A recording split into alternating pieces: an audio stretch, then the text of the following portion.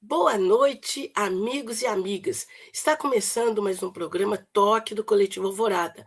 Eu sou Ângela Carrato e hoje é terça-feira, 9 de junho de 2026. Pois é, o ano está no meio, né? Faltam cento e poucos dias para as eleições de outubro, quando os brasileiros e brasileiras vão estar escolhendo o presidente da República, os governadores, os senadores, os deputados federais, deputados estaduais, e a responsabilidade de todos nós nessa eleição é enorme. É enorme porque a gente já sabe que não basta eleger, ou no caso, reeleger, um presidente progressista, como é o presidente Lula. É fundamental que ele tenha condição para trabalhar. E quando eu falo em condição para trabalhar, eu estou pensando ele ter um Congresso que contribua, que represente os interesses da maioria, que não atrapalhe, que não seja um Congresso inimigo do povo, como esse que a gente tem atualmente. Né? Câmara, Senado, em sua grande maioria, jogam contra o povo o tempo todo. E o presidente Lula precisa, né, se valer da sua enorme capacidade política, da sua enorme habilidade para conseguir, né, ir enfrentando esses rochedos, essas pedreiras e avançando nas questões políticas, econômicas, sociais, internacionais, como ele tem feito. Mas eu acho que a população brasileira tem a obrigação de contribuir, não com o presidente apenas, mas contribuir para melhorar a própria vida, porque, em última instância, a extrema-direita, a direita, essa turma, né, que hoje é maioria na Câmara e no Senado, eles jogam contra os interesses da maioria da população brasileira. Bom, isso é um problema sério, eu acho que a gente vai ter que falar muito sobre isso ao longo dos próximos meses, já temos falado, aliás, aqui nesse programa, no Toque do Coletivo Alvorada, a gente não faz outra coisa, né? Bom, mas essa é uma semana, digamos assim, não é uma semana qualquer, é uma semana em que a gente vai ter a abertura da Copa do Mundo de Futebol, né, que vai acontecer em 3 países, Estados Unidos, México, Canadá. Sem dúvida, é um acontecimento importante para quem é aficionado por esporte, por futebol, no caso. Né? É um acontecimento marcante, porque envolve dezenas de seleções. E aqui no Brasil, desculpa, a garganta está mal, né? E aqui no Brasil, a gente sabe da paixão que todos nós temos pelo futebol e pela nossa seleção. Mesmo que a gente sabe que ela não está lá grandes coisas, né? Que, enfim, né? Mas a gente ama o futebol e a gente gosta muito da seleção brasileira e todo mundo vai torcer, vai estar vestido de verde e amarelo, né?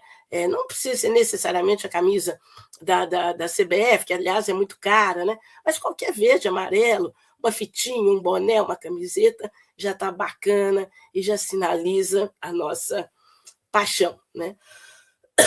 Mas, gente, eu quero falar um pouco mais sobre essa questão de Copa do Mundo, porque, olha, eu fico pensando, se a mídia corporativa brasileira tratasse da política, dos temas da política, da importância que esses temas têm, da mesma forma que ela trata, né, ela cobre o futebol e a seleção brasileira, eu imagino que a gente seria o país mais feliz do mundo, mais consciente, mais atento a tudo que acontece. Né? Mas não é isso o que acontece. Eu vou dar um exemplo. Né? Ontem, no Jornal Nacional, vocês sabem que eu pesquiso o Jornal Nacional, então, por obrigação, eu assisto o Jornal Nacional, quando não é no horário, em algum horário possível para mim. Né? Ontem eu fiquei assim, sabe, eu não queria nem acreditar no que eu estava vendo. O Jornal Nacional mandou a sua âncora, Renata Vasconcelos, para Nova York e ela fez um oba-oba lá, um deslumbramento, sabe? Falando da Copa do Mundo, mas a abertura da Copa do Mundo é na cidade do México. Nova York vai sediar o jogo do Brasil com Marrocos no sábado. Mas não só isso que é chocante. Né? Hora nenhuma foi mencionado o México, foi mencionada a presidente Sheinbaum, uma figura progressista, não é? Enfim, ignorou completamente o México, um oba-oba danado, um deslumbramento danado com Nova York, né, com os Estados Unidos. E eu fico pensando, puxa vida, logo os Estados Unidos, né, de Trump, que estão aí, né, fazendo as maiores atrocidades contra o Brasil. E a gente sabe que uma parte que eles fazem é escondido, né? E uma parte é explícita, inclusive com apoio dessa família Bolsonaro, essa coisa horrorosa que a gente precisa banir da política brasileira. Esse Flávio, né, Tariflávio, né, foi para lá pedir tarifas para o Trump contra o Brasil. Antes, ele já tinha pedido que o Trump classificasse Comando Vermelho e PCC como organizações terroristas. Comando Vermelho e PCC são organizações criminosas, mas terroristas não. Agora, qual que é o por que não são terroristas? Porque eles não querem mudar o regime, eles não são contra uma etnia, eles querem ganhar dinheiro, fazer seus negócios, seus trambiques, né? Agora, qual que é a julgada da família Bolsonaro ao apoiar essa decisão do Trump? Inclusive, eles estimularam essa decisão. É porque, classificando PCC e Comando Vermelho como grupos terroristas, pela legislação dos Estados Unidos, que é a legislação unilateral, né? Eles fazem e acham que são os xerifes do mundo, né? Eles podem intervir em todos os lugares onde que, segundo eles mesmos, tenham organizações que eles consideram terroristas. E aí vem, né, esses vendilhões da pátria, né, essa turma anti-Brasil, família Bolsonaro à frente, Flávio Bolsonaro na linha de frente, dizendo, não, Trump, é terrorismo mesmo, ataca aqui. Aliás, esse Flávio já tinha pedido para o Trump bombardear embarcações na Baía da Guanabara, que ele tinha ouvido falar que estariam transportando droga. Agora, eu fico pensando o seguinte, não é? O Flávio não fala nada sobre os milicianos, né? Milicianos muito próximos dele, que ele e a família condecoraram lá no Rio de Janeiro, né? E a mídia não fala nada, não toca nisso, né?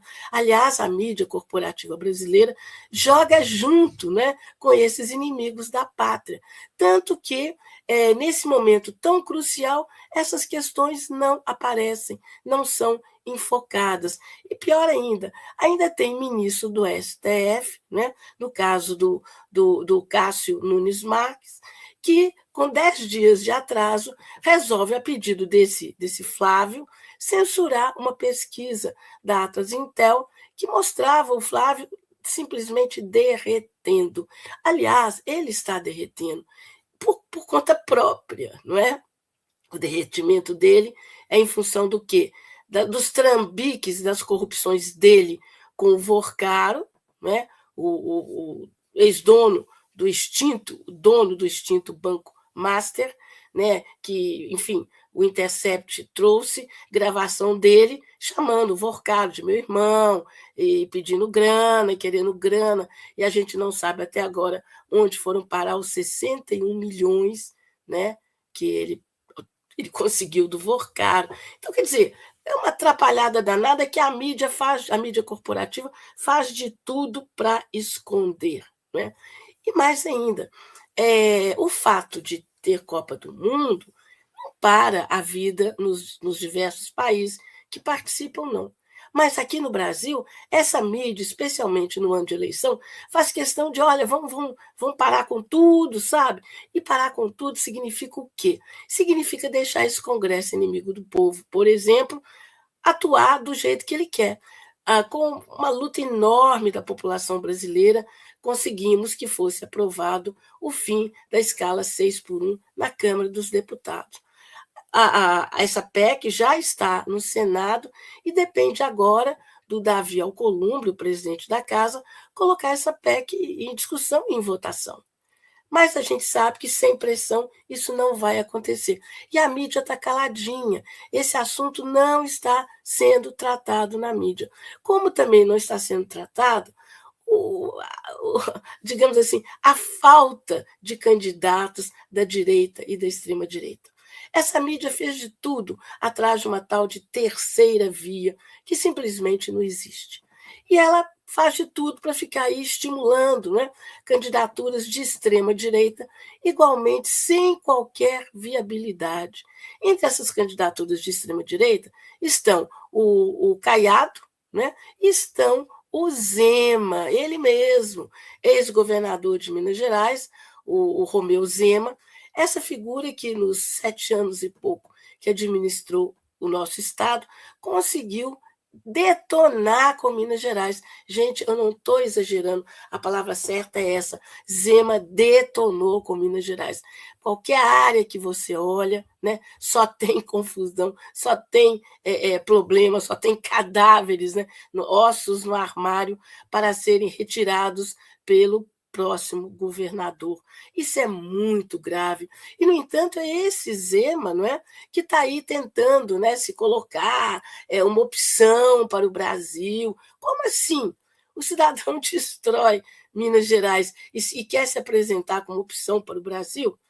Seria obrigação da mídia corporativa brasileira e mineira, né, gente, mostrar quem é essa figura, né, que está aí se arvorando em pré-candidato à presidência da República. Mas como a mídia corporativa não faz isso, a gente tem duas figuras cruciais aqui em Minas Gerais, dois intelectuais, duas figuras importantes, combativas, que acabaram de lançar na semana passada este livro aqui, tá?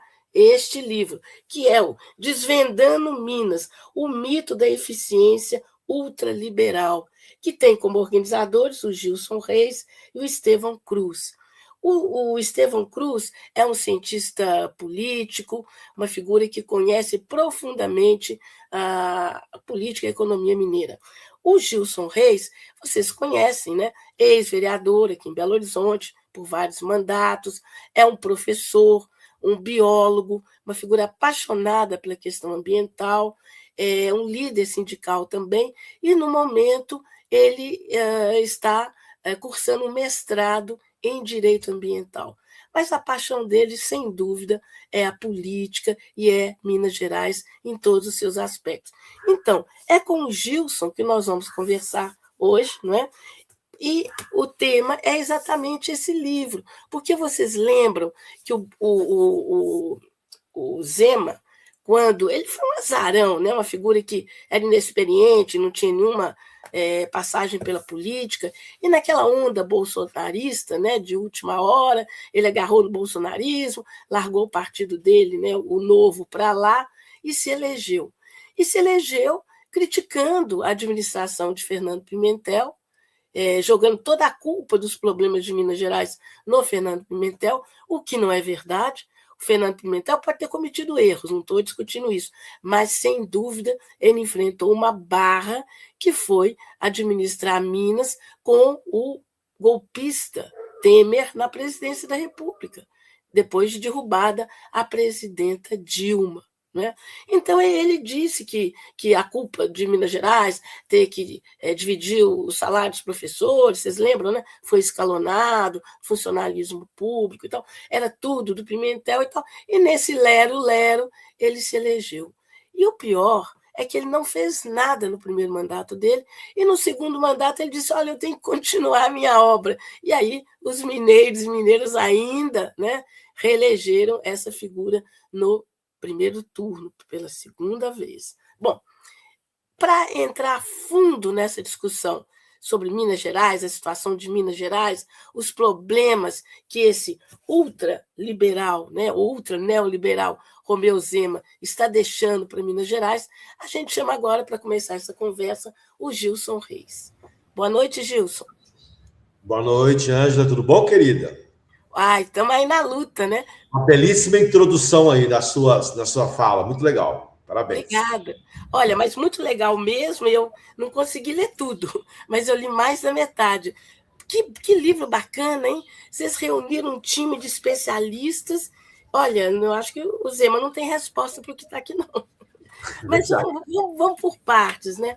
Me conta, Gilson, como é que você teve essa ideia, você e o Estevão, de fazerem esse livro tão oportuno e tão necessário? Ô, Ângela, esse já é o 6º livro que eu organizo e que publico, né? E outros eu escrevi de forma integral. Mas esse livro é uma continuidade de um livro que eu organizei. Eu e o Pedro Ottoni, é um companheiro também de muita qualidade política, um companheiro lutador. Organizamos um livro nos anos 2000, retratando os 16 anos do governo Aécio Neves e Zema. Chamava Desvendando Minas, Choque de Gestão e Projeto Neoliberal. Esse livro ele foi muito importante porque ele conseguiu desconstruir também um discurso do Aécio, naquele momento do chamado Projeto Neoliberal e do Choque de Gestão, e nós conseguimos romper também uma situação política em Minas Gerais que havia pouco espaço do debate político. Você lembra que a irmã dele, Andréa Neves, dominava toda a imprensa mineira, controlava tudo, as dificuldades que nós tínhamos aqui no processo. Então, nós fizemos esse livro. Esse livro foi muito exitoso. Você tem ideia, esse livro, nós vendemos mais de 4.000 volumes desse livro. 4.000 exemplares. E foi muito legal porque o Aécio depois veio a ser candidato a presidente da República e muita gente queria saber o que aconteceu em Minas, porque também o Brasil não conhecia. E nós tivemos a oportunidade de fazer esse debate em vários estados do Brasil, lançando o livro, fazendo debate. E o objetivo nosso, com esse segundo Desvendando Minas, agora o 2, que é justamente os 8 anos do governo Romeu Zema, é justamente criar as condições também para que a gente possa qualificar o debate político que nós vamos ter que apresentar a partir de agora.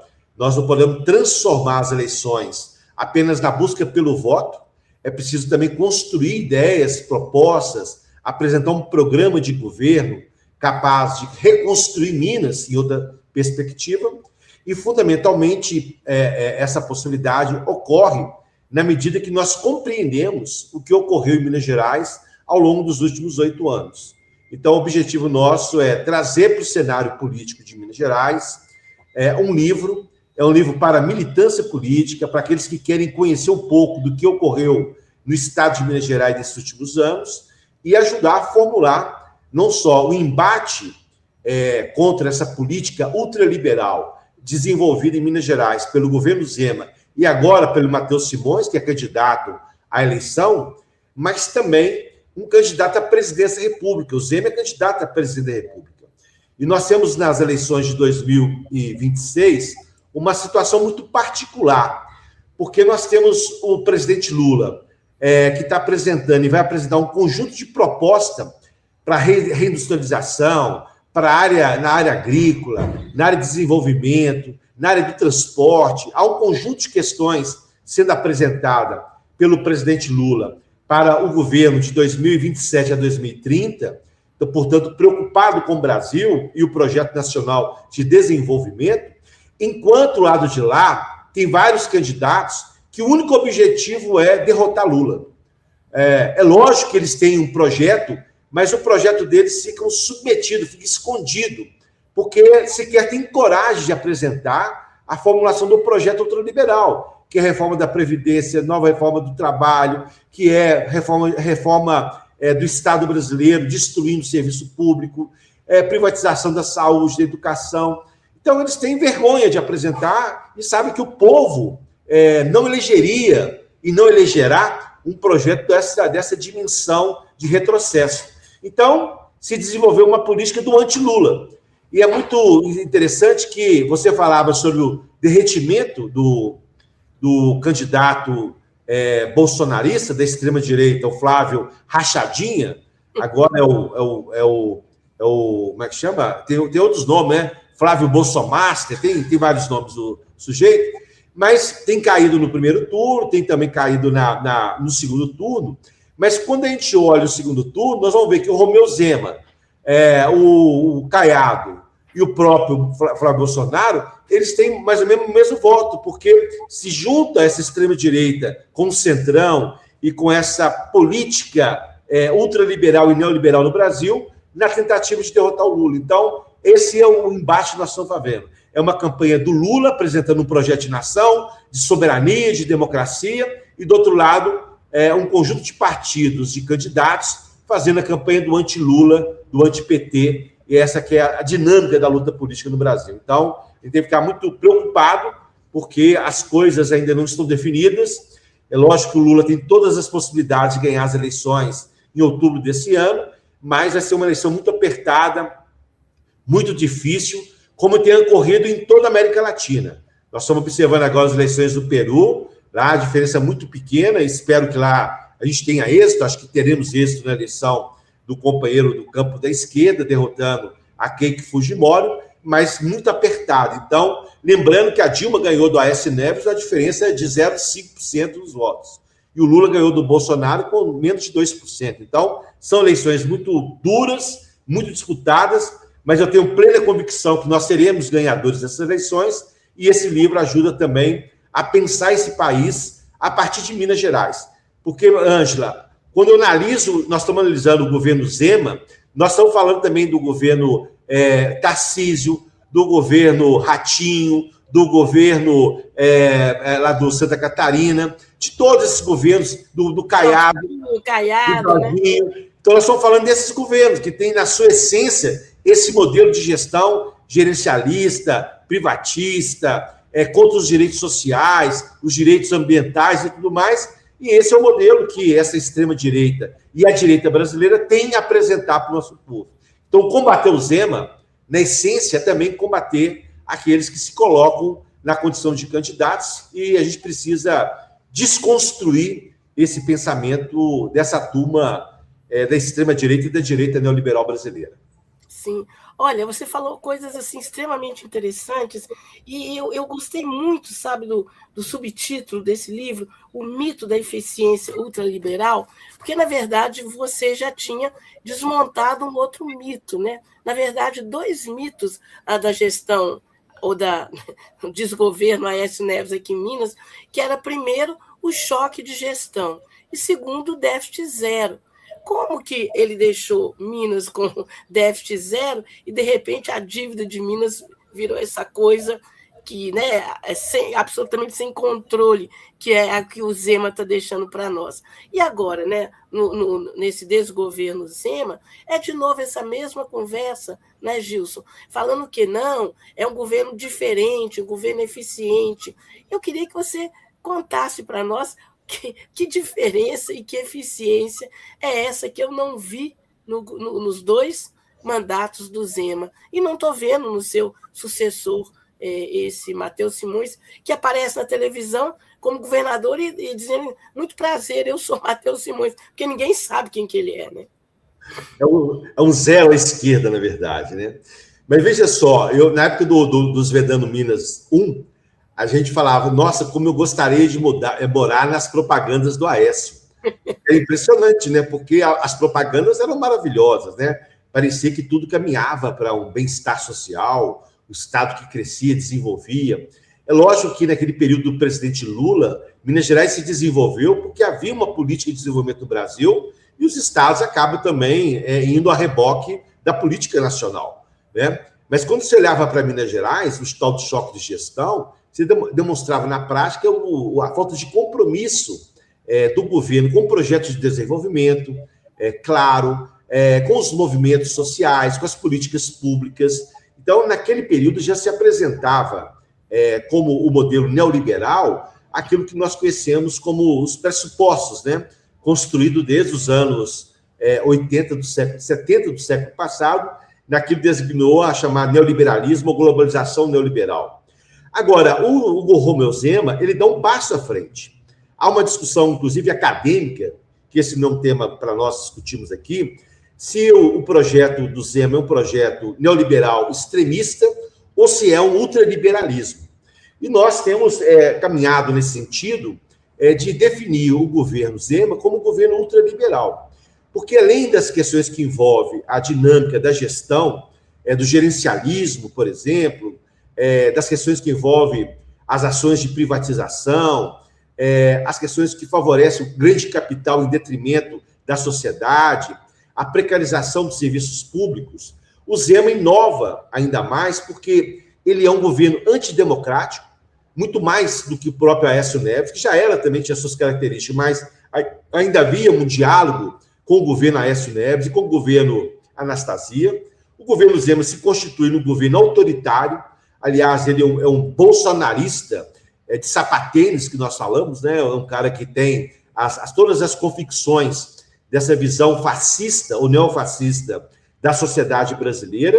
Então, ele se apresenta dessa forma. Então, é antidemocrata, não respeita os movimentos, não respeita os partidos, não respeita a democracia, não respeita a soberania do Brasil. É um vendilhão da mesma quilate do Flávio e do Eduardo Bolsonaro. E, para além desses predicados que eu coloco aqui, é também uma pessoa que avança, por exemplo, na privatização das políticas públicas. O livro traz a privatização da área da educação, a privatização da área da saúde, da segurança, que eram setores que, aliás, os neoliberais diziam que eles vendiam as empresas estatais, os ativos do Estado, para poder melhorar a qualidade da educação, para melhorar a qualidade da saúde. O Zema, nem isso ele mais preserva, porque além de privatizar, como nós temos visto agora no caso da Copasa, e tem a CEMIG no Amir, e tem outras empresas estatais, ele também entregou ao capital privado, a ONGs e OCIPs, a redes estaduais de educação, hospitais, fechou vários hospitais em Minas Gerais, portanto, uma falta de compromisso completo com as políticas públicas, né? E esse modelo gerencialista, que podemos falar mais à frente, que é o símbolo dessa discussão, né? Dessa interpretação.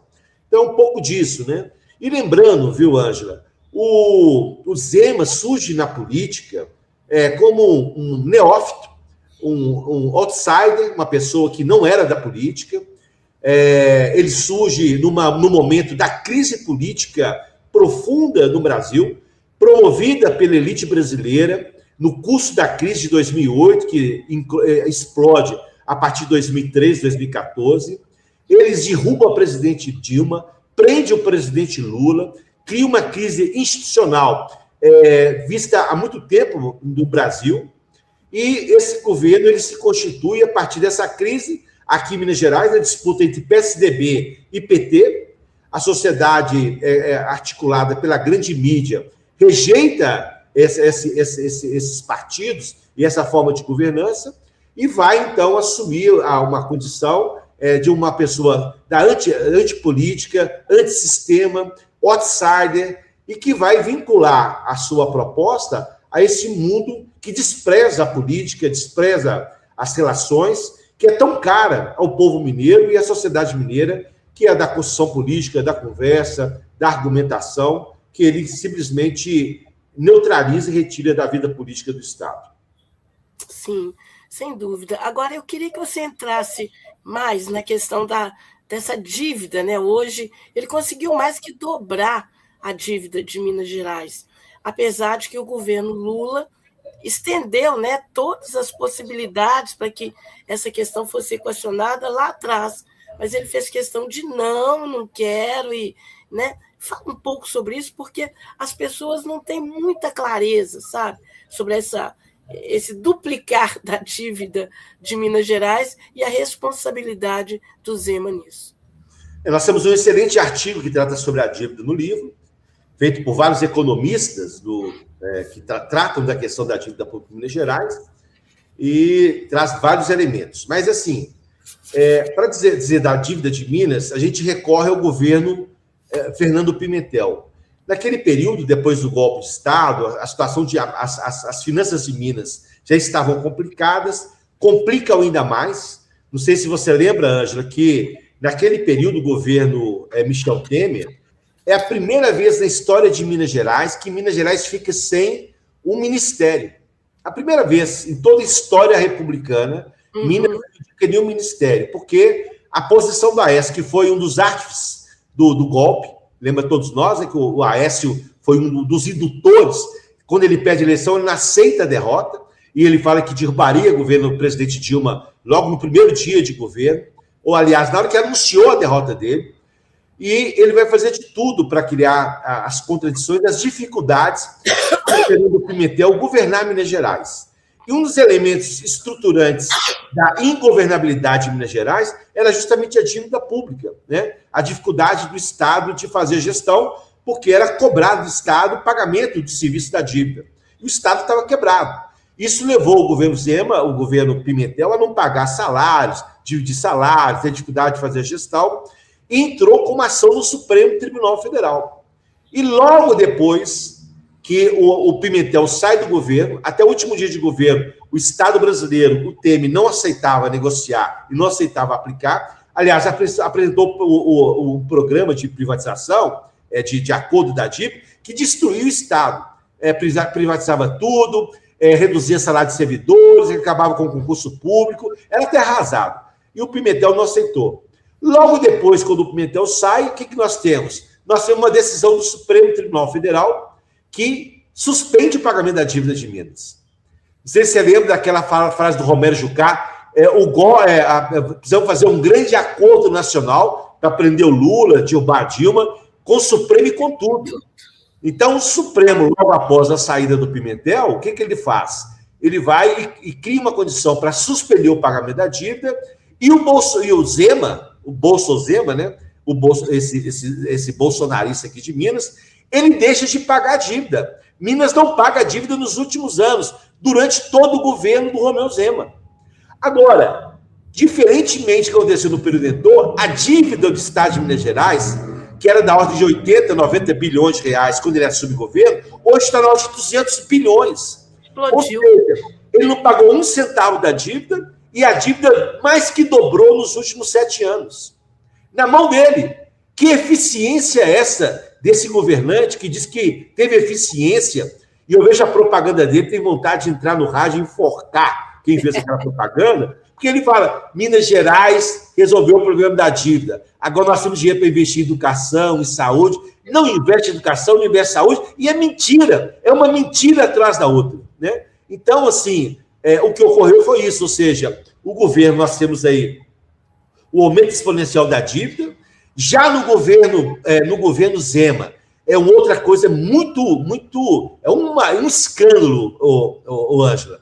O Romeu Zema e o Bolsonaro fizeram um ajuste nas contas da Lei Candir, porque Minas Gerais deixou de receber, desde 1997, da ordem de 200 bilhões de reais da Lei Candir. Seria o ICMS que seria praticado, que o governo federal deveria passar para Minas.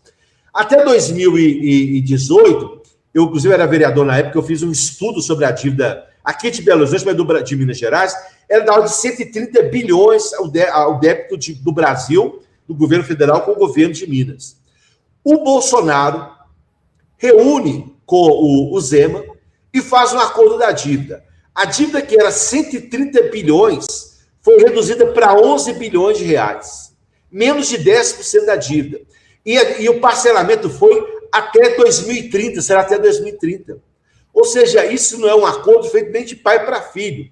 É uma traição que foi feita em Minas Gerais, tanto pelo Bolsonaro quanto para Zema. E pressionando o governo, o Estado, a resolver o problema da dívida através dos planos de ajuste da dívida.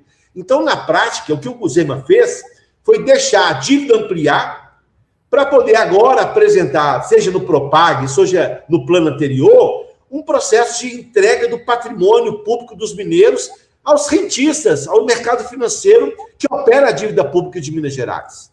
Ou seja, ele teve a oportunidade, na Lei Candir, por exemplo, de reduzir a dívida pela metade, ou mais pela metade. A dívida era em torno de 120, 130 bilhões, daria para quase zerar a dívida. Então, na verdade, o que nós temos é um governo ineficiente, incapaz, sem as condições objetivas de fazer gestão, que se aplicou aqui em Minas Gerais um grande engodo. Na prática é isso, né? Uma política mentirosa de fake news que não tem nenhum compromisso. E os dados que nós apresentamos no livro, você deu uma folheada, já leu alguns artigos, são todos dados oficiais, mas que a sociedade não sabe, porque ele controla a mídia, controla os esquemas, e essa mídia corporativa, que não tem nenhum compromisso com a verdade, continua estabelecendo uma lógica perversa perante a sociedade que inviabiliza a sociedade saber o que acontece na prática e no cotidiano desse Estado. Então, a dívida é um pouco disso e uma situação muito grave. Além dele não fazer a gestão da dívida, não pagou um centavo, foi pago em Minas Gerais, nos últimos anos, antes do governo dele, 51 bilhões da dívida, ele não pagou um centavo, dobrou a dívida, fez um acordo completamente nefasto para Minas Gerais, que é o acordo da Lei Candir, e se pousa como sendo um cara da gestão pública, um empresário eficiente. Pura balela, pura mentira, pura fake news. Exato. E olha, uma das áreas em que o Zema mais bate, dizendo que cartão postal, cartão de visitas dele, é a questão da segurança pública. Tanto que na MG10, a gente, né, que liga o aeroporto a Belo Horizonte, né, o aeroporto de Confins, tá cheio de, né, aquelas faixas fixas, né, nas passarelas, um dos estados mais seguros do Brasil, segurança pública super eficiente e tal. E, na verdade, ele desfinanciou, como vocês colocam aqui no livro, né, a segurança pública, e há um aumento, sim, da violência. Só que a mídia também não fala nisso. Justamente, nesses anos de Romeu Zema, de Zema em Minas Gerais, a segurança pública foi também atacada. Há um conceito que a segurança pública parte também do indivíduo, aquele conceito do Bolsonaro. Bota a arma no bolso do cidadão que ele é capaz de resolver o problema da segurança dele próprio. Né? E uma expansão da segurança privada nos últimos anos em Minas Gerais. E a redução do investimento. Foi reduzindo, ano após ano, o investimento na segurança pública do estado de Minas Gerais. O resultado disso é, na prática, uma polícia civil completamente desestruturada. Lembrando que a Polícia Civil tem como objetivo fazer a investigação científica, capacidade de elaborar, de antecipar ao crime organizado. Nós temos aqui em Minas Gerais o crime organizado que vem ampliando a sua presença aqui no estado. Se nós fizermos uma pesquisa mais detalhada, Ângela, aqui em Minas Gerais, nós não tínhamos a presença dessas organizações, dessas facções criminosas, como o Comando Vermelho, como o Primeiro Comando da Capital e como outras facções. E se a gente vê agora o que está acontecendo na região metropolitana de Belo Horizonte, em várias partes do estado, durante o governo Zema, essas organizações consolidaram o seu projeto criminoso em Minas Gerais. Não houve nenhuma iniciativa do Estado, nenhuma ação organizada. Eu desconheço qualquer organização da Polícia Civil de Minas Gerais, com a Polícia Militar, para combater o crime organizado, né? No sentido de criar aquelas grandes estruturas, né, para poder enfrentar o crime organizado, e muito pelo contrário. O que nós estamos vendo, eu fui vereador, né, em Belo Horizonte, a gente conhecia, assim, sobre as informações que nós tínhamos na cidade, sobre o crime aqui na cidade, no tráfico de droga, por exemplo. As favelas e vilas de Belo Horizonte, elas eram comandadas, normalmente, por lideranças locais, pessoas que moravam na vila, que viveram lá a família, e controlava ali o tráfico, a venda no varejo, né, do tráfico. Essas pessoas, Ângela, se você recorrer aos jornais, nós vamos ver que grande parte desses criminosos também, que operavam no crime organizado de Belo Horizonte, mas eram localizados, não eram organizados em esquemas nacionais, dessas facções criminosas que operam no Brasil como um todo, foram assassinados. Uma parte grande deles foram assassinados para que o Comando Vermelho e o Primeiro Comando da Capital e outros comandos aí, facções, apoderassem do esquema do tráfico de droga em Minas Gerais. Sob o olhar do governo Zema, sem uma política de organização da estrutura e, portanto, também nós precisamos também fazer um estudo mais aprofundado disso. O livro não teve condição de fazer, mas nós temos aí muitas questões que envolvem a ação organizada do crime organizado, que, infelizmente, esse governo não foi capaz de enfrentar e, pelo contrário, ampliou a presença deles e o crime organizado impera aqui em Minas Gerais em várias áreas. Né? Então, isso é um problema também tratado no livro, e isso diz respeito à redução do orçamento público para a política pública de segurança do Estado de Minas Gerais. Exato. A edição da revista Carta Capital deste fim de semana, ela traz uma matéria muito interessante, que ela mostra como o governo Zema se misturou com o Banco Master, né? A turma criminosa lá do Vorcaro, que, por sua vez, tinham incidências junto à Polícia Militar de Minas Gerais. Então, a questão do neopentecostalismo, essas igrejas que, na verdade, são empresas, mais Banco Master, mais governo Zema, tudo junto e misturado. Isso é muito grave, né? Se a gente parar e pensar que a origem do Banco Master é aqui, né? E também a sede da dita Igreja Batista da Lagoinha é também em Belo Horizonte. E isso não aparece na mídia, isso não é tratado, é como se fosse uma coisa muito trivial, né?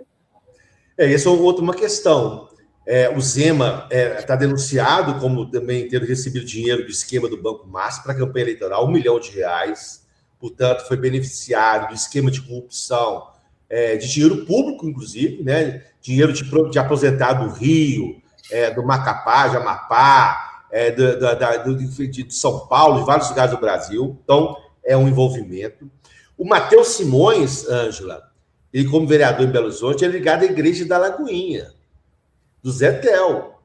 Ele surge ali da política, estava por trás ali o Zé Tel, que é cunhado do Vorcaro, e se nós aprofundarmos as investigações que envolvem o governo de Minas, essas pessoas que estão vinculadas diretamente a esse esquema, com certeza nós vamos chegar a essas pessoas. Lembrando, por exemplo, da Operação Rejeito, que é a operação da Polícia Federal, que tem uma cambada de gente presa, que foi apreendido mais de 2 bilhões de reais de esquema de corrupção, dos esquemas montados pelo Copom, pelo governo, pela Secretaria Estadual de Meio Ambiente e outras estruturas. É o primeiro escalão do governo Zema, né? Como é que é? É o primeiro escalão do governo Zema. Primeiro escalão do governo Zema. Então, assim, tem um tanto de coisa que não foi investigada, que está paralisada. Havia a discussão sobre uma segunda etapa da Operação Rejeito. Ela até hoje não veio, não sei qual o motivo que não veio. Inclusive, eu sou signatário dessa ação com o Ministério Público, porque eu, quando vereador, eu presidi a CPI da Serra do Curral. E lá nós já denunciávamos esquema de corrupção vinculado à mineração fraudulenta aqui em Minas Gerais. Então, existe muita coisa a ser investigada em Minas Gerais, nesse governo, que precisa vir à tona. Relação com o Vorcaro, relação com o Zetel, com a mineração, com o crime organizado, que ainda não veio. Então, é preciso que a gente tenha transparência. E transparência é o que não houve nesse governo. Nós temos dados, por exemplo, que a isenção tributária, a política de isenção tributária do Estado é da ordem de 25, 30 bilhões. E sequer a gente sabe quem os beneficiários dessa política, porque está sob sigilo de Estado durante 100 anos. Então, o que não tem eficiência, o que não tem transparência, são todos os princípios de uma gestão pública. Transparência, eficiência, eficácia, e nada disso tem nesse governo, e nada disso foi construído ao longo desses 7 anos de governo, e agora no governo também do Matheus Simões. Exato. Bom, a conversa está tão boa que eu até esqueci de pedir o que eu sempre peço, né? A turma que está conosco, que está sempre aqui conosco, para curtir, para compartilhar esse programa, seguir o nosso canal. O Coletivo Alvorada tem um canal no YouTube. O nosso canal está no YouTube, né? Canal do Coletivo Alvorada. Então, siga o nosso canal, né? E assim que terminar o programa, nós já estamos no YouTube, né? Você pode ir lá e assistir desde o começo, se você está chegando agora, ou você pode repetir, porque o Gilson tem colocado tantas coisas importantes e que uma maioria não sabe, aliás, sequer suspeita, né? Por exemplo, esses 100 anos de sigilo para ações do governo, do eficiente, né? Zema.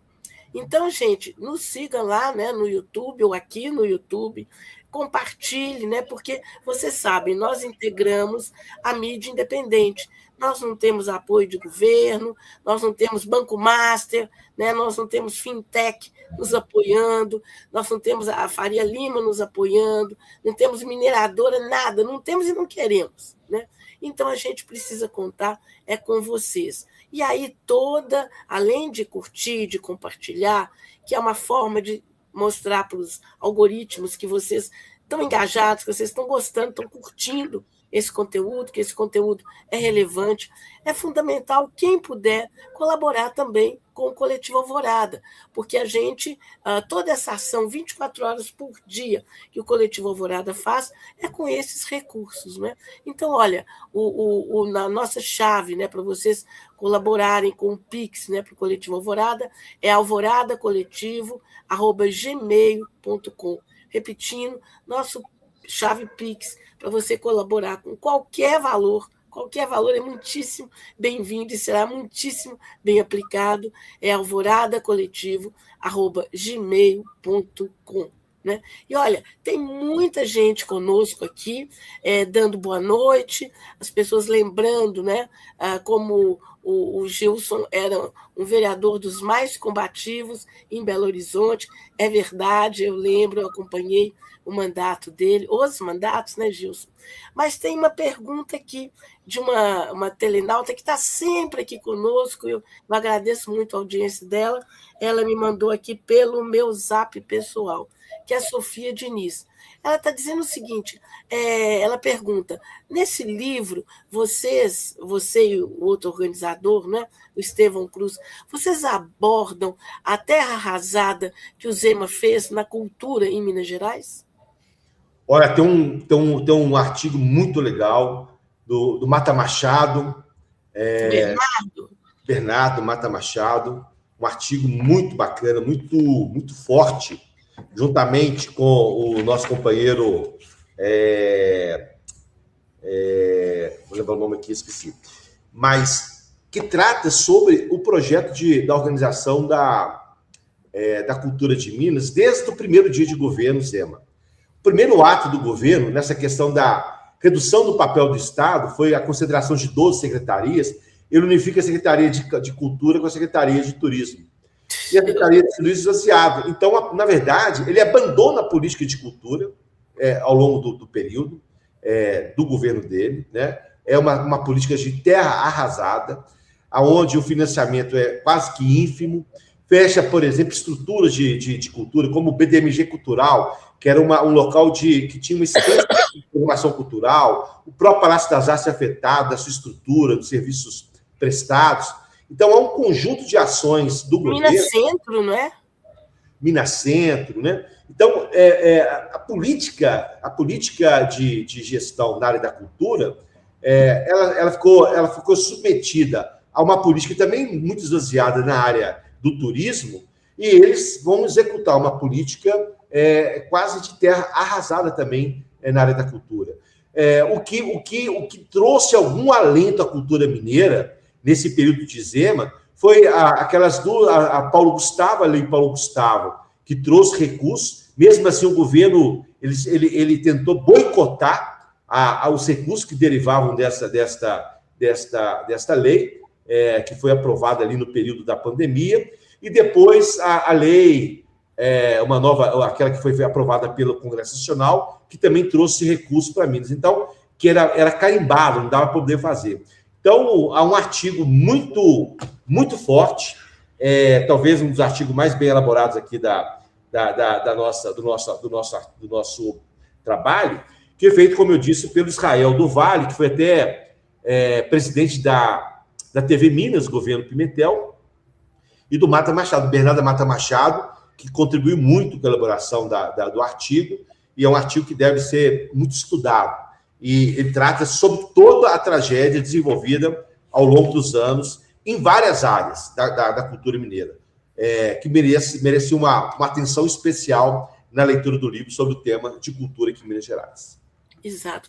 Agora, mesmo tendo feito essa terra arrasada em praticamente, eu acho que em todas as áreas, né, aqui em Minas Gerais, não tem um local que a gente olhe, né, uma situação que a gente olhe que não tenha essa devastação que o Zema provocou, não é? Mas ele fez uma demagogia e algumas pessoas acreditaram. Por exemplo, eu abro mão do meu salário, né? Mas depois reajustou em quase 300%, né? O dele e do primeiro escalão. Eu não preciso de residência oficial, né? O Palácio das Mangabeiras.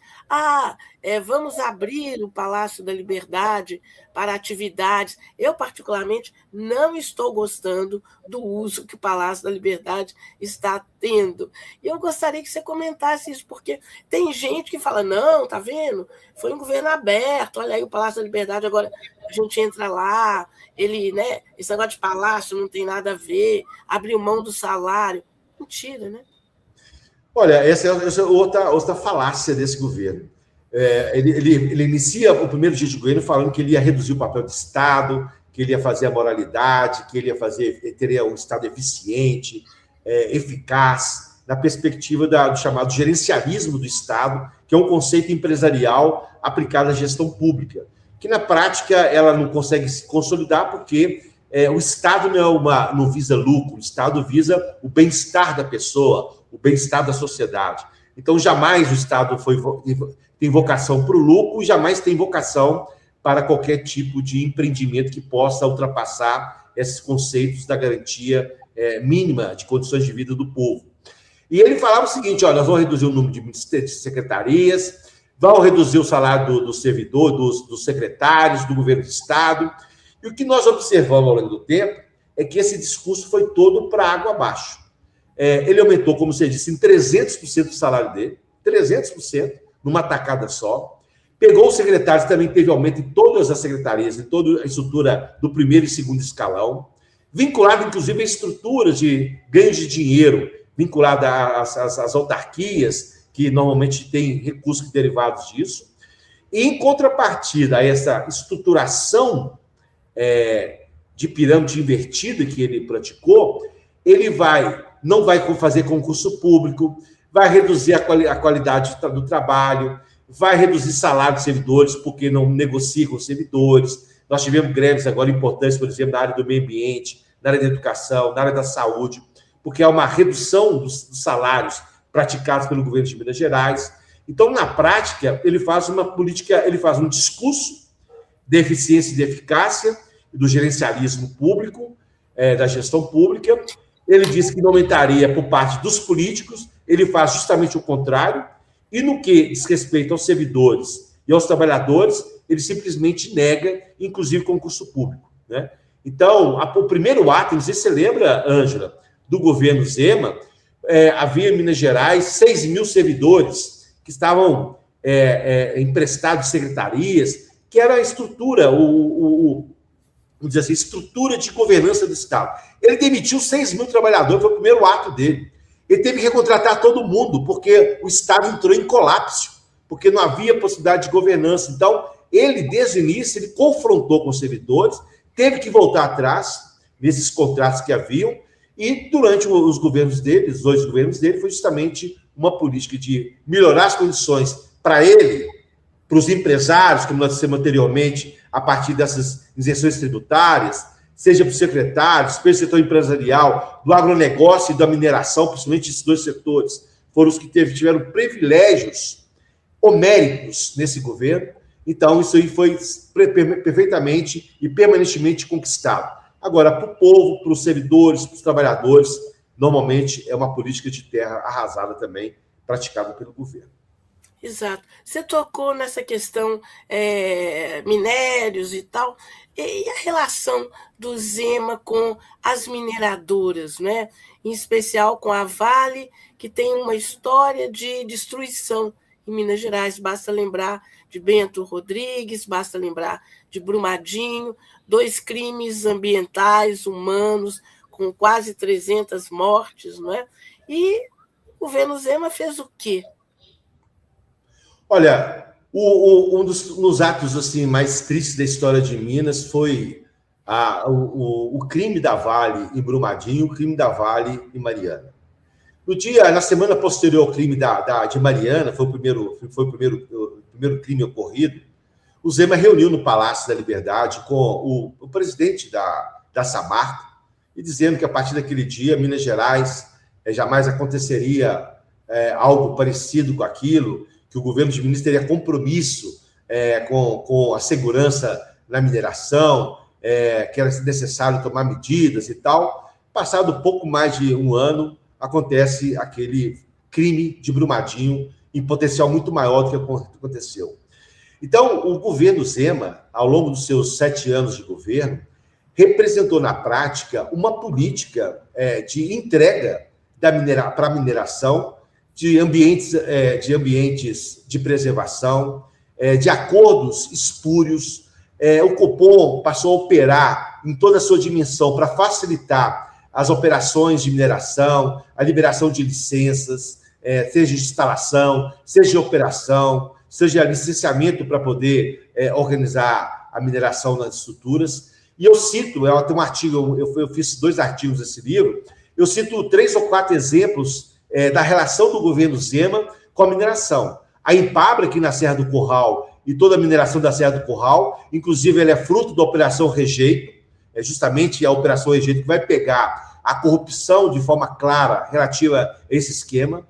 A relação na Serra da Piedade, na tentativa de transformar um patrimônio histórico e cultural numa mineração, também articulado pelo governo Zema, na tentativa de minerar aquele santuário da Igreja Católica aqui em Minas Gerais, que tem uma importância ambiental e cultural para o nosso entorno, para o nosso estado, e a relação também lá no Vale Quitinhonha, no que diz respeito às terras raras, na entrega daquele patrimônio de Minas aos interesses canadenses e americanos. Ou seja, é um governo também de lesa pátria. Além dos acordos espúrios que ele fez, ele também entregou esse patrimônio de Minas aos interesses do grande capital internacional. Então, na mineração, como eu disse anteriormente, mereceria, por parte da Polícia Federal e do Ministério Público, uma nova operação, uma segunda etapa da Operação Rejeito, porque há muita coisa que não foi esclarecida, que precisa ser esclarecida pelo governo para a gente poder ter transparência naquilo que ocorreu. Então, a mineração é isso. Foi a prioridade do governo Zema, foi mineração e agronegócio, né? E o agronegócio é a liberação dos esquemas de aplicação de agrotóxico. Tem um livro muito legal feito pelo Padre João e pelo deputado Leleco, que trata sobre a questão do agrotóxico. Minas Gerais é o segundo estado em aplicação de agrotóxicos no Brasil, são milhões de toneladas. Nós temos o estado de Minas Gerais com severos problemas já ambientais nas áreas rurais. Grande parte dos rios de Minas Gerais estão contaminados com o veneno praticado pelo agronegócio aqui no estado, e é também uma política de negligência. O estado de Minas Gerais abriu mão do plano de combate ao agrotóxico, que foi desenvolvido no governo Pimentel, que haveria a possibilidade de criar uma estrutura dentro do próprio estado, de várias secretarias que poderiam discutir a situação do agrotóxico, saúde, meio ambiente, agricultura, que seria organizado por parte do estado, e também do sistema de combate ao agrotóxico em Minas Gerais. Então, nada foi feito, nada foi organizado, e há 8 anos espera tanto uma aprovação de um plano estadual de combate ao agrotóxico pelo governo, como também da organização da estrutura do Estado capaz de organizar de forma multisserial, horizontal, um combate a esse sistema. Então, a política deixa envenenar, deixa o agrotóxico contaminar as lavouras, a população, causar doenças como câncer, tem sido causado em escala muito grande em todo o estado de Minas Gerais, sem nenhuma preocupação em controlar essas duas estruturas. Mineração e agronegócio foi os maiores parceiros desse governo de Minas Gerais. Uhum. E uma coisa super preocupante, tem aqui mais uma pergunta, Gilson, é da Vânia Lúcia, de Lagoa Santa, está chegando aqui pelo meu zap. Ela está dizendo o seguinte, que ela está muito preocupada com essa privatização da Copasa, porque ela está acompanhando o que aconteceu com a Sabesp, inclusive envolvendo mortes, né? A Sabesp foi privatizada pela mesma Equatorial, que parece que vai privatizar a Copasa aqui em Minas Gerais. E ela está pedindo para você entrar em detalhes sobre isso. Olha, o governo Zema, desde o seu primeiro momento, desde o primeiro dia de governo, o principal objetivo dele, ele falou expressamente isso, era privatizar a CEMIG, a Copasa, a Codemig, privatizar o que tinha para privatizar no estado de Minas Gerais. Ele não conseguiu porque nós temos na Constituição Federal Estadual de Minas Gerais uma cláusula que foi alcançada por nós. Eu lembro da luta nossa aqui em Minas Gerais, do governo Itamar Franco, naquela discussão contra o governo FHC, em que nós conseguimos colocar na Constituição Mineira uma cláusula que proibia a privatização das empresas, essas 3 empresas, que houvesse uma consulta pública da sociedade, um referendo da sociedade que pudesse permitir a privatização dessas empresas. A população de Minas Gerais se manifestou em mais de 70% contrária à privatização da Copasa, da CEMIG, etc. E o governo de Minas criou um mecanismo, o governo dizendo, depois de várias tentativas, agora mais recentemente, criou um mecanismo para poder superar essa questão da lei que estabelece a necessidade de aplicar o referendo à sociedade, e está em processo acelerado a privatização da Copasa. Houve uma movimentação na última semana dessa empresa que você disse, parece que abriu a possibilidade de consolidar o processo de privatização, e a mesma empresa que opera em São Paulo. E lá uma tragédia, aumento do valor da conta, a ausência de água, a questão da estrutura da empresa foi dilapidada, tanto da Enel como também da empresa de água e esgoto de São Paulo. Então, a previsão que nós temos é que vai acontecer o que aconteceu em São Paulo. E aconteceu no Rio de Janeiro também, né? Com a SEDAI. Então, é uma política de entrega do patrimônio público, uma empresa que tinha lucro, a Copasa tem lucro, né? É uma empresa que tem um patrimônio extraordinário. E a questão da Copasa, Ângela, não é só o problema relativo à entrega da água na casa do cidadão, ou a questão da coleta do esgoto para a sociedade. Ela está vinculada diretamente ao patrimônio que pertence ao povo mineiro, que são nossos rios, são nossas águas, né? É a estrutura que mantém viva esse ativo que é a água, que é um patrimônio da humanidade. Ele não pode ser patrimônio, ele não pode ser comercializado. É um patrimônio da sociedade do mundo, né? Um direito das pessoas a ter acesso à água para beber, para lavar seus frutos, para poder cozinhar, para poder tomar banho, ou seja, tudo isso está envolvido numa dimensão humana. E eles estão entregando esse patrimônio de Minas Gerais, a água, ao interesse do capital privado, para exploração e para entrega de forma diferenciada para aqueles que podem pagar, para aqueles que não podem pagar. Então, é um crime de lesa pátria, na minha avaliação. A luta ainda não terminou, há muitas denúncias envolvendo o processo de privatização, e espero que a gente possa manter nossa posição de não privatizar, e quem sabe, eleger um governador de Minas que tem esse compromisso, e a gente possa reverter o processo de privatização da Copasa. Não é fácil essa luta, mas a gente precisa fazer esse movimento. E no caso da CEMIG também, apesar de não ter vendido a empresa da CEMIG, só de pequenas hidrelétricas de Minas Gerais, ele privatizou quase 30 hidrelétricas de Minas Gerais, entregando para o capital privado. Também privatizou parte da CEMIG, entregando os interesses do capital privado. Então, assim, para essa nossa companheira que está dizendo, pode ficar preocupada, nós temos que continuar nossa mobilização, nossa denúncia. Esse tema tem que vir para as eleições agora. O nosso livro traz um artigo sobre o tema também, da privatização da CEMIG e da Copasa. Então é importante esse tema vir para a sociedade, porque nós vamos pagar muito caro caso esse processo venha a ser consolidado através da privatização dessa empresa. Gilson, tem várias perguntas aqui sobre onde as pessoas podem comprar o livro Desvendando Minas 2, o mito da eficiência ultraliberal. Onde? Olha, nós temos uma livraria aqui na rua Sergipe, chama Laço Livraria. Ele tem os livros lá, onde nós lançamos o livro na semana passada, na terça-feira. Nós vamos também colocar na mão de outros companheiros que fazem venda aí de livros, os livreiros nossos, né, o Cebola e outras pessoas. Também solicitar, eu tenho um telefone, meu telefone é o 319-9477-0900.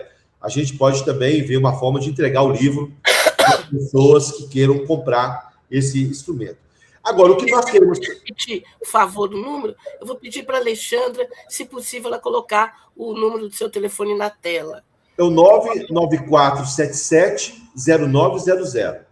99477-0900. a gente pode orientar local para poder vender ou mesmo enviar o livro para as pessoas. Agora, o que nós queremos fazer na prática, viu? Gente, olha o número, tá? Anotem aí, que é uma forma de vocês terem acesso, né? Podendo comprar esse livro. Manda um WhatsApp para mim. Oi? Manda um WhatsApp para mim que a gente responde e vai conversando. Agora, o que nós queremos mesmo é fazer esse debate em loco. Por exemplo, Lagoa Santa quer lançar o livro, reúne lá 30, 40 pessoas, chama a gente, nós vamos lá vender o livro, lógico, nós temos interesse em vender o livro, entregar o livro para a militância, porque o livro... Aí, Lúcia, organiza o debate que ele vem cá. Nós vamos fazer o movimento, vamos lá em Lagoa Santa, nós vamos lançar agora, já está marcado em Uberaba e Uberlândia, 25 e 26, dia 6 e 7 em Juiz de Fora e Barbacena. Então, nós vamos fazer uma correria, estamos organizando o lançamento aqui em Contagem. Então, a ideia é nas três cidades do estado de Minas Gerais, até onde nós tivermos perna, para fazer esse debate que nós estamos fazendo aqui, mais aprofundado, que talvez o tempo seja um pouco maior, e também vender os livros, para poder as pessoas lerem e ter acesso às informações, para poder combater esse governo. Então, acho que a gente precisa, para a gente combater, a gente tem que conhecer. Como o nosso conhecimento foi muito restrito em função das ações deletérias desse governo, e da própria participação da mídia, e de responsabilidade nossa também, que tivemos pouca capacidade de construir argumentos para combater o governo, apesar de muita luta que nós travamos, eu penso que esse livro pode ser um instrumento importante nesse período de eleições. E lembrando que o Zema é candidato à presidência da República e aparece nas pesquisas, caso vá para o segundo turno, quase empatado com Lula. E esse modelo de Minas Gerais é que que será apresentado caso seja eleito. Eu espero que jamais seja, mas é isso, é privatização de tudo, entrega de tudo, acabar com as universidades, acabar com a educação, com o SUS, com tudo isso, para a gente poder... Porque eu lembro, Ângela, assim, um exemplo nosso, assim, em plena epidemia da Covid, ele queria privatizar o Ezequiel Dias, a Fundação Ezequiel Dias. A Ezequiel Dias poderia ser uma fundação que poderia produzir a vacina da Covid. Ou seja, em vez de desenvolver a ciência e tecnologia para combater essa doença aqui, ele mandou, não sei se você lembra disso, ele mandou as pessoas terem que viajar para o vírus viajar e ter a contaminação de rebanho. É a mesma visão do Bolsonaro, esse cara. Foi um dos atritos dele com o então prefeito de Belo Horizonte. Justamente com o Calil. Então ele falou, não, o vírus tem que viajar, que é a contaminação por rebanho. E ele negou não só a vacinação, como também apoiou as posturas do Bolsonaro, de abertura da economia, de todo mundo para a rua e tal, e ainda não teve a capacidade política de transformar, como o Butantan fez em São Paulo, por exemplo, transformar Ezequiel Dias num centro de produção de vazamento da vacina para o combate à Covid. Então, esse é o governo que nós tivemos aqui, infelizmente, durante 7 anos em Minas Gerais, e continua ainda hoje, através de Matheus Simões. Pois é, tem aqui, viu, Gilson, uma avalanche de perguntas que eu vou tentar, por uma questão de tempo, sintetizar, tá? É o seguinte, as pessoas estão dizendo, olha, esse Matheus Simões não vai para lugar nenhum. Primeira pergunta, você concorda? Do ponto de vista eleitoral? Ele foi colega meu como vereador na Câmara de Belo Horizonte. Além de ser um autoritário, uma pessoa sem noção, porque ele acha que ele é superior a todos, mas um incompetente, está demonstrando cada vez mais, é incapaz de fazer política, de conversar, de negociar. Então, me parece que, pela própria dinâmica da política dele, enquanto político, ele tem poucas possibilidades. Aliás, as pesquisas apontam ele aí com 4, 5% de votos, e, por bem de Minas, espero que ele não seja eleito e não tenha condição de manter mais 4 anos de governo aqui em Minas Gerais. Sim, caminhando para o final, Gilson, estou juntando também mais várias perguntas aqui. Bom, hoje você está afiliado ao Partido dos Trabalhadores, né? Mas o PT até agora não definiu o candidato ou quem vai apoiar aqui em Minas Gerais. Tem muita gente aqui, mas é muita mesmo, preocupadíssima com isso. O que você pode falar para essas pessoas? O que eu posso falar é que eu faço coro com todo mundo que está preocupado. É impressionante. Nós estamos aí há 120 dias das eleições, um pouco menos do que isso já.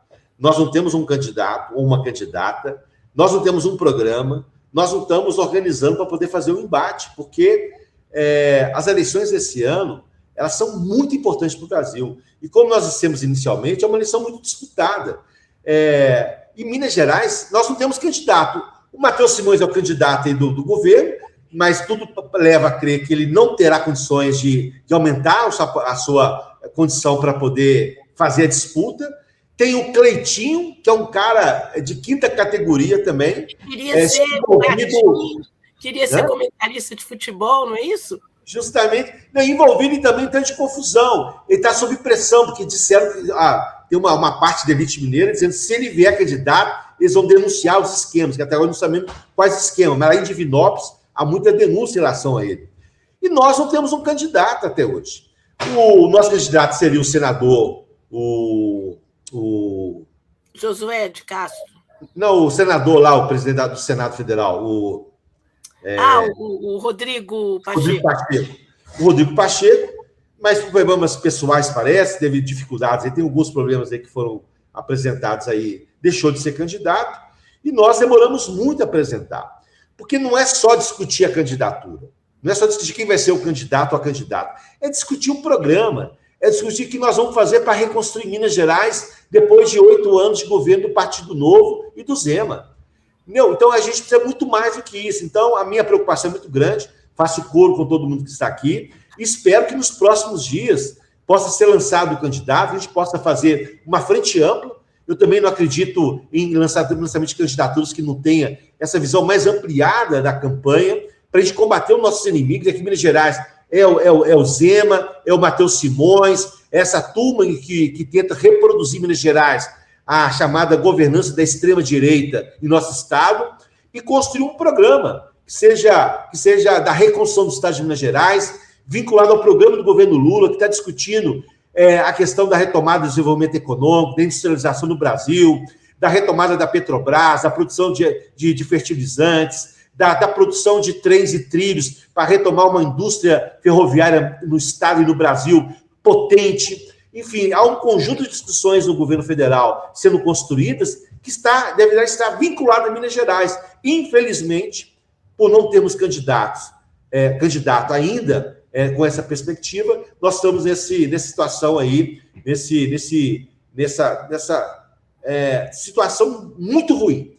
Então, a gente precisa urgentemente apresentar um candidato e apresentar um plano de governo capaz de reconstruir Minas Gerais em outra perspectiva. Exato. Bom, infelizmente o nosso tempo está acabando e eu vou deixar a palavra aberta agora, sem nenhuma pergunta, para você fazer as suas considerações que você julgar pertinentes. Bom, Ângela, primeiro agradecer aqui a Alvorada, eu também sou um dos participantes da Alvorada, sempre estive nessa luta. Nós estamos agora, inclusive, com o projeto de ampliar o papel da Alvorada, né? Que a gente tem programas mais diários, com mais condição de existir do ponto de vista da sociedade. Acho que nós precisamos disso. Aqui em Minas Gerais, nós precisamos ter um instrumento desse porte para poder enfrentar esses governos. Se nós tivéssemos uma Alvorada em dimensão muito maior que nós temos hoje, nós estaríamos discutindo esse governo e denunciando as suas falcatruas há muito tempo. Então, você faz um trabalho extraordinário aqui, então parabéns por tudo que você faz e constrói a possibilidade de a gente ter uma estrutura de comunicação popular capaz de enfrentar os temas mais difíceis aqui do Estado. Esse livro, eu trato aqui, esse livro Desvendando Minas, que você já mostrou, que esse livrinho ele tem a cor laranja e azul, reproduzindo aqui justamente as cores do Partido Novo, né? E nós, então, queremos que esse livro seja um livro da militância política, das pessoas que queiram conhecer o que aconteceu. Não tem tudo aqui no livro, é verdade, mas uma grande parte das questões que envolvem o debate político está aqui no livro. Nós vamos falando, por exemplo, de saúde, de educação, de temas que estão previstos aqui no tema também, no livro, para as pessoas conhecerem e fazer um debate político. Porque, como eu disse também ao longo dessa entrevista, nós não podemos somente ir atrás do voto. O voto é fundamental, porque nós não ganhamos o governo sem o voto. Mas, para além do voto, é o debate político, é o debate de ideias, são as propostas que nós vamos apresentar à sociedade. Então, esse é um desafio e esse livro contribui com esse desafio. Então, espero que as pessoas possam comprar o livro, possam ler e possam divulgar o livro, possam lançar nas suas cidades, nas estruturas que tenham, para a gente poder melhorar o nosso conhecimento em relação ao governo e melhorar também a nossa condição de produzir conhecimento capaz de construir um programa de governo para superar as dificuldades que Minas tem nos dias de hoje e construir um Estado capaz de responder aos anseios da sociedade mineira. Minas precisa retomar um papel político nacional que foi completamente impossibilitado ao longo desse governo. Um governo que se coloca como uma pessoa desqualificada, sem capacidade intelectual, sem capacidade cultural, dessa burguesia mineira que a única preocupação é ganhar dinheiro e agora destruir o Estado de Minas Gerais. É isso, vamos à luta aqui e colocamos o livro como instrumento de conhecimento e de luta também para a construção do nosso projeto político eleitoral. Exato, e olha, eu quero mais uma vez te dar parabéns, porque, sem dúvida, esse livro é precioso, porque tudo que falta na imprensa mineira e brasileira, em termos de informação, de detalhamento, de argumento, né, para a militância progressista, está aqui, né, nessa desconstrução desse mito da eficiência ultraliberal. Então, realmente, parabéns, viu? E tenho certeza que esse livro vai ter uma importância fundamental, né? Eu considero um instrumento essencial nessa campanha para enfrentar, não é, essa turma aí que não brinca em serviço, mas que vai ser derrotada. Gilson, muitíssimo obrigada, e a gente espera poder contar com você outras vezes aqui. Valeu. Estou querida. Um beijo para você, para nossa querida companheira que está aí nos bastidores, né? Alexandra, e a todos aqui que acompanharam esse debate nosso, estamos à disposição para continuar essa discussão. Obrigado, uma boa noite, uma boa semana para todo mundo. Valeu, obrigada, até mais.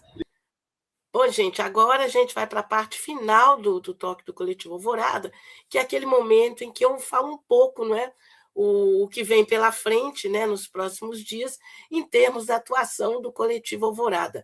E aí eu vou pedir a Alexandra Badaró, produtora técnica, para colocar aqui, exibir, né, um material que eu separei. São 3 materiais. Olha só, isso aí é uma das atuações do Coletivo Alvorada na luta, não é, para que o Alcolumbre, não é, o Davi Alcolumbre, o presidente do Senado, ele coloque em votação a PEC que já foi aprovada na Câmara dos Deputados, que está já no Senado, a PEC que acaba com a escala de trabalho 6x1 e cria a 5x2. Traduzindo, né? Porque tem gente que fala, esse negócio de 6x1 eu não entendo. 6x1, gente, significa, nesse contexto aqui, trabalhar 6 dias e folgar 1. Isso tem que acabar. E o que o governo Lula, o presidente Lula, a iniciativa foi dele, propõe a escala 5x2, ou seja, 5 dias trabalhados, 2 folgas, sendo uma necessariamente aos domingos, porque não dá para só trabalhar. As pessoas querem trabalhar, mas querem também curtir a vida, querem estudar, querem namorar, tem direito de ficar com os pés para cima, não fazendo nada. Por que só a classe dominante se acha no direito de folgar? Né? O trabalhador também tem esse direito. Então, para isso, o Coletivo Alvorada está lá, ó, ferrinho de dentista, em Brasília, no pé do Alcolumbre, para que ele coloque em votação no Senado o fim da escala de trabalho 6x1. Aliás, eu comecei o programa hoje falando sobre isso, né? Ele está tentando enrolar, em vez de colocar a coisa no plenário direto para ser votado na Câmara, foi aprovado por uma margem enorme, né? Uma votação enorme a favor do fim, né, dessa escala desumana 6x1, mas o Alcolumbre está querendo enrolar, está querendo jogar para depois das eleições, porque ele acha que ele é a extrema-direita, né, da qual ele é parte, eles acham que se votar isso favorece o governo Lula, favorece a reeleição do presidente Lula. Ora, se eles têm essa preocupação, por que não fazem melhor? Por que não apresenta uma PEC, por exemplo, o Senado não atualiza essa PEC e fala, olha, em vez de só 5x2, vou fazer 4x3, Se a questão é essa, a gente vai fazer até melhor do que o Lula está propondo. Não tem problema nenhum, apresentem. Né? Se eles acham que o Lula está com um kit de bondade, o que não é verdade, porque há 30 anos, né, quando o Lula começou na política, ou mais de 30, né, ele já falava que essa escala 6 por 1 era desumana, então não é uma ideia que ele tem agora, não. Ele sempre pensou assim. Então, Alcolumbre, vai lá, propõe algo melhor, melhora o projeto, sempre é possível melhorar tudo. Não é? O que não pode é tipo assim, não vou dar um jeito de não votar agora porque assim eu estou prejudicando, ou eu acho que estou prejudicando o presidente Lula. Não é? Bom, então, essa tem sido uma atuação muito forte do Coletivo Alvorada, tanto em Brasília quanto aqui em Belo Horizonte e em Minas Gerais. Mas tem mais coisa, né, gente? Vamos seguir? Olha só, vocês devem ter visto, né? Eu também falei disso no início do programa, que o ministro do STF, o Cássio Nunes Marques, ele aceitou uma demanda, né, do Flávio Bolsonaro e suspendeu uma pesquisa do Instituto, é um instituto inclusive internacional, o Atlas Intel. Já tinha, essa pesquisa já estava divulgada há mais de 10 dias, mas ele aceitou e suspendeu a divulgação dessa pesquisa. Uma suspensão que, primeiro, é ineficiente, porque todo mundo já sabia que o presidente Lula está muito à frente do Flávio Bolsonaro. E essa realidade é em função dos absurdos do próprio Flávio, né, desse trabalho permanente dele contra o Brasil, contra os interesses do povo brasileiro, de ir lá pedir Trump para retaliar, para impor tarifa, né, para bombardear o Brasil. É fruto também das relações horríveis, né, desse Flávio com o que há de pior, com o Banco Master, né, com o Vorcaro. E esse escândalo de corrupção do Banco Master, gente, é o quarto maior escândalo de corrupção do mundo nessa área aí, né, bancária, financeira. Então, quer dizer, o Nunes Marques ter aceitado, né, essa demanda, esse pedido do Flávio Bolsonaro é um negócio meio absurdo. Né? Meio absurdo. E, por outro lado, ineficiente, porque todo mundo já sabe do resultado, e que não é o resultado de uma pesquisa só, é um conjunto de pesquisas que está mostrando Flávio Bolsonaro derretendo, né? Derretendo. Agora, isso fica muito claro, o perfil extremamente autoritário dele, e eu não entendi as razões pelas quais esse ministro do STF, que não por acaso foi indicado pelo pai do Flávio, né, ter aceitado essa demanda. Né? Mas realmente é uma coisa muito, muito, muito esquisita. E, se não me engano, tem mais um item para a gente mostrar. Não tem, não, Alexandra? Não, o livro a gente já comentou bastante sobre ele. Eu já sei o que é. Esse não tem nenhuma imagem, não. O Gilson falou um pouquinho sobre isso, agora no final da entrevista. Eu também falei um pouco sobre isso na semana passada, no momento feito esse, assim, de fechamento. É o seguinte, entre as atividades do Coletivo Alvorada, a gente tem uma que é muito voltada para capacitação de lideranças, sobretudo lideranças jovens. E uma dessas atividades é um projeto de extensão que eu coordeno, né, no âmbito da UFMG, mas eu tenho como parceiro o Coletivo Alvorada, que é o projeto de extensão Vozes Periféricas. Nós vamos capacitar jovens, né, para o uso das tecnologias, né, as mais modernas aí do audiovisual, para feitura de podcasts, né? A gente quer ver se chega até, vamos ver se o dinheiro vai dar, né? Se chega até a trabalho com inteligência artificial, voltado para a comunicação, mas a comunicação comprometida com a verdade, com a seriedade, né? E show fake news, né? Show fake news. Então, são muitos, né, como vocês percebem, os âmbitos em que o coletivo Alvorada está presente, né? Está presente nesse trabalho, né, de mídia, de informação, de debate, de discussão, de capacitação, de qualificação, de mobilização política, né, aí na rua mesmo, na praça pública, na luta, né, no território, no espaço, né, em defesa sempre da democracia, dos direitos humanos. É isso. Então, gente, mais uma vez, eu vou pedir para vocês compartilhar, não é, esse programa nos seus grupos de WhatsApp, enfim, nas suas redes sociais, com as pessoas que vocês acham que se interessam, né, pela temática que nós tratamos hoje, mas vou pedir também para vocês nos apoiarem, né, sempre que possível, com um Pix, né? Qualquer valor é importante. E mais uma vez eu lembro, a nossa chave Pix para você colaborar é alvoradacoletivo@gmail.com. Repetindo, alvoradacoletivo@gmail.com.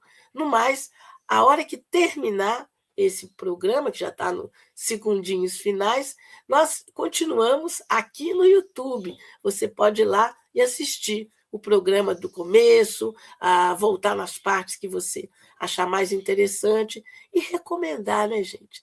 Eu acho que vale a pena, sabe? Recomendar uma entrevista importante, séria, fundamentada, como essa do Gilson Reis, que vocês acabaram de assistir. Bom, no mais, então, como sempre, né, esse programa não teria acontecido se não fosse a produção técnica da Alexandra Badaró, que fica aí nos bastidores, mas ligadíssima em tudo, como vocês sabem. Esse programa também não teria acontecido se não fosse a produção executiva do Pedro Martins, que está fazendo 1 bilhão e mais outro bilhão de coisas. O toque do Coletivo Alvorada é uma ação coletivo Alvorada. Gente, valeu, ótima semana para vocês, até terça que vem. Tchau!